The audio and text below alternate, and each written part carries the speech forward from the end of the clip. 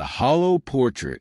One night, while exploring an antique store deep in the quiet district of Tokyo, Kazuo stumbled upon an old, dust-covered portrait hanging behind a veil of cobwebs.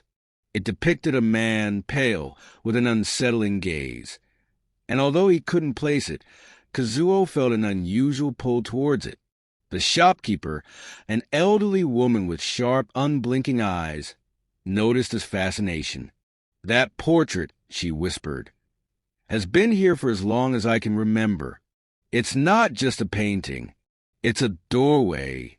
Kazuo, intrigued but skeptical, laughed it off. "A doorway? To where?" The shopkeeper hesitated before replying. "To a place you do not wish to go. If you touch it, you will see things that were never meant to be seen." Kazuo, now more curious than ever, gently placed his hand on the frame of the portrait. The moment his fingers made contact, a chill shot through him.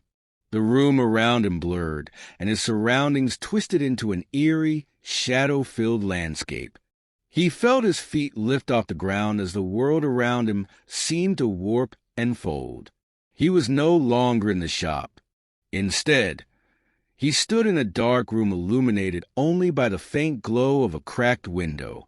The portrait now hung on the opposite wall, but the face of the man had changed.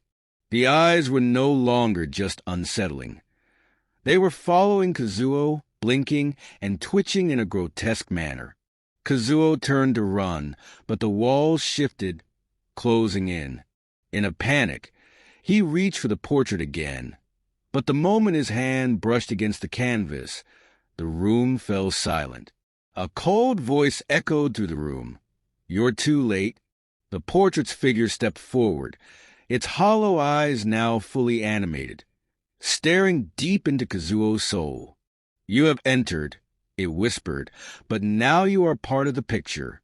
Just like the rest," Kazuo screamed. But his voice faded as his body began to lose its form, merging into the very canvas he had touched.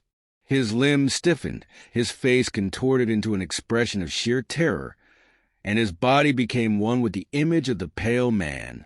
All that remained of Kazuo was his haunted, wide-eyed stare, forever trapped within the hollow portrait.